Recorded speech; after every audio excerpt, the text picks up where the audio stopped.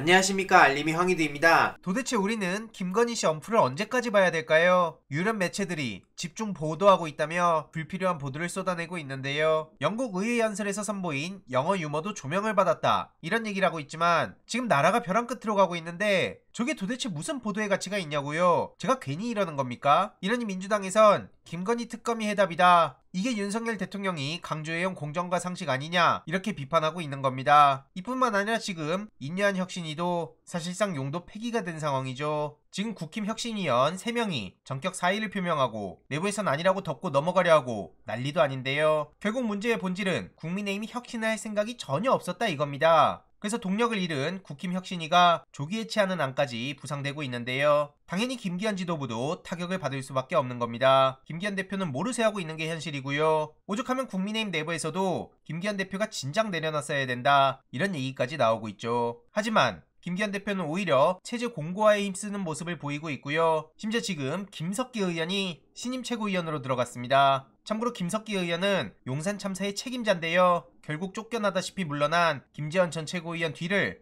용산 참사의 강제 진압 책임자인 김석기 의원이 채운 겁니다. 문재인 전 대통령을 향해서도 간첩 타령하고 바이든 날리면도 말도 안 되게 옹호하고 이런 사람이 최고위원으로 들어갔는데 무슨 혁신을 기대합니까? 그래서 이 또한 민주당에서도 강하게 비판하는 거고요. 이뿐만 아니라 한동훈 리스크도 계속되고 있습니다. 저렇게 광폭 행보를 한다면서 엄프를 쏟아내고 있죠. 하지만 피로감만 늘어나는 게 현실이고요. 홍준표 대구시장이 한동훈 출마설을 겨냥한 듯 정치는 법률로 하는 게 아니라 가슴으로 하는 거다, 한마디로 깊은 여운이 있는 메시지가 필요하다, 이렇게 지적하기도 했습니다. 이런 와중에 언론에선 명령대전이라며 입에 붙지도 않는 말을 띄우려고 하는데요. 이재명 대표와 원희룡 장관이 저렇게 대전자가 붙을 상황입니까? 이재명 대표는 저런 어그로에 신경 쓸 시간조차 없고요. 지금 눈 떠보니 후진국, 이게 현실로 다가왔기 때문입니다. 국민의 자부심이 빠르게 무너지고 있고 민주주의 모범 국가는 어디로 사라진 거냐, 오늘 페이스북에 이렇게 비판했습니다. 그래서 원희룡 장관의 어그로는 이소영 의원이 양평 매듭 짓고 의향 과천에 와서 유권자 판단을 받아보는 게 좋지 않겠냐, 이렇게 대응하고 있는데 아주 잘하는 거라 보고요. 홍익표 원내대표가 이동관 탄핵안을 흔들림 없이 추진하겠다, 그리고 민생과 관련한 메시지를 전했습니다. 발언 전문으로 영상 마무리하도록 하겠습니다. 통계청이 발표한 3, 4분기 가계동향조사 결과 윤석열 정부의 경제 실패, 민생 파탄 현실이 고스란히 드러났습니다. 첫째, 소득 격차 확대로 부익부 빈익빈이 심화되고 있습니다. 소득 상위 20%에 해당하는 5분위 가구 월평균 소득은 4.1% 늘어나는 1,084만 원을 기록했습니다. 반면 하위 20%에 해당하는 1분위 가구 소득은 주로 112만 원에 불과했습니다.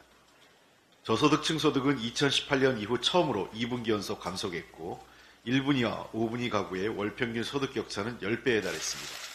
생활이 어려운 1분위 가구는 매달 33만 원의 적자 살림을 살았는데 5분위 가구는 매달 340만 원 흑자를 기록한 것입니다. 둘째, 고금리 고물가로 인한 민생고가 확인됐습니다. 작년 같은 분기와 비교해 전체 가구 소득이 3.4% 늘었다고 하지만 물가의 영향을 반영한 실질 소득은 0.2% 늘어나는데 그쳤습니다. 전체 가구의 월세와 연료비 지출이 7.9% 증가했고 교통비 지출도 늘었습니다. 소득 증가보다 지출 증가가 가팔랐던 것입니다. 특히 이자 비용은 24.2% 늘어나 5분기 연속 두 자릿수를 기록했습니다. 불평등과 사회 양극화 심화, 서민의 어려운 삶이 통계로도 명확히 드러나고 있는데 윤석열 정부와 여당은 국가의 역할을 방기하면서 민생을 나몰라라 하고 있습니다. 가계대출은 석 달 사이 11조 7천억 원이 늘어나 1,759조를 넘겼고 판매 신용까지 더한 전체 가계부채는 1,875조에 달하고 있습니다. 이런 상황 속에 더불어민주당은 서민의 생활 부담을 낮출 수 있는 실질적 대책을 지속적으로 촉구했고 이를 위한 예산 심사에 적극 임하고 있으나 정부 여당은 아무런 대책도 없고 협의에 나서지도 않고 있습니다. 민주당은 예산이 국민의 삶에 버팀목이 되고 불평등을 완화하는 마중물이 되도록 민생 예산 확실하게 챙기겠습니다. 정부 여당의 전향적인 자세를 다시 한번 촉구합니다. 원내 상황과 관련돼서 한 말씀 드리겠습니다. 언론 장악을 위한 여당의 무리수가 도를 넘고 있습니다. 당리당략 앞에는 자신들이 그렇게 강조했던 민생과 사법 공백 우려마저도 하찮게 여기는 이중성마저 드러내고 있습니다. 법사위 파행으로 국회를 마비시킨 헌정질서 문란 행위를 지적하지 않을 수 없습니다. 법사위원장은 중립적인 위치이고 법안 심사를 신속하게 처리해야 될 의무를 가진 자리입니다. 그런데 마치 법사위가 상원처럼 법사위원장이 국회의장에 버금가는 것처럼 권한을 행사하고 본회의를 무산시키기 위해 법률안을 통과시키지 않는 행태는 있을 수 없는 것입니다. 이것은 명백하게 직권남용이고 자신의 직무를 해태한 것입니다. 이로 인해 134개 법안이 무산됐습니다. 여기에는 아동학대 처벌법, 미세먼지 저감법, 가덕도 신공항 특별법과 같은 민생, 경제, 균형발전 법안들도 모두 포함되어 있습니다. 이렇게 체계 자구심사권을 남용한 무도한 행위는 오히려 법사위 개혁이 시급하다는 것을 국민에게 각인시켰습니다. 법사위의 권한 남용을 제도적으로 막는 국회법 개정을 추진하겠습니다. 여당은 헌재소장 임명 동의안도 무산시켜 사법공백으로 국민피해가 크다던 자신들의 주장도 허위임이 드러났습니다.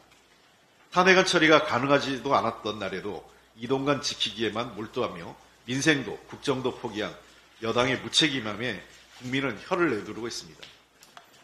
여당이 스스로 합의하고 국민에게 약속한 11월 30일과 12월 1일의 본회의마저도 무산시킬 수 있는 것처럼 말하는 것은 궤변입니다. 그리고 사실도 아닙니다. 국회의장께서 23일 본회의와 달리 30일 본회는 본회의를 열겠다고 확실하게 약속하셨습니다. 더불어민주당은 헌법과 국회법이 정한 절차와 순리에 따라 흔들림 없이 산적한 민생법안, 이동관 위원장 탄핵안, 헌법재판소장 임명 동의안 등을 처리할 것입니다. 윤석열 대통령과 여당이 이동관 위원장 탄핵을 피할 수 있는 방법이 있다면 그것은 방속 장악 시도를 포기하고 이에 대한 사과와 함께 이동관 위원장을 파면하는 것입니다. 여당은 용산의 심기를 살피는 데 쏟는 노력에 10분의 1이라도 민생과 국민을 위하는 데 사용하기 바랍니다. 이성을 되찾고 헌법과 국민이 부여한 본연의 역할로 돌아오길 촉구합니다. 짧게 한 가지 말씀드리면 어제 기재위 소위에서 김포와 파주를 지하철 연장을 할 수 있는 개정 법안이 통과됐습니다. 더불어민주당이 이 안을 주도했는데 여당은 반대하면서 퇴장했습니다. 김포에 서울 편입은 되는데 지하철 연결은 안 된다. 이게 도대체 무슨 논리입니까? 김포 주민들은 서울특별시민 주민등록증만 바꾸면 됩니까? 김포 주민들이 진짜 어려움을 겪는 것은 지하철 5호선 연결을 통한 출퇴근 시간에 콩나물과 같은 이 지옥철을 좀 면하고 싶은 것이 김포 주민의 첫 번째 민원입니다. 이 민원 해결하고 나서 서울시에 편입을 할지 경기도를 어떻게 개발할지 그건 나중 문제입니다. 정부는 김포시 지하철 5호선 연장안 협조해서 이번 정기국회 내에 처리하고 관련 예산안 포함시킬 수 있도록 협조해 주기 바랍니다. 이번 내용도 유익했다면 구독, 좋아요, 알림 설정, 멤버십 가입 정말 큰 힘이 된다는 점 말씀드리고 싶습니다. 주위에 널리 공유 부탁드립니다.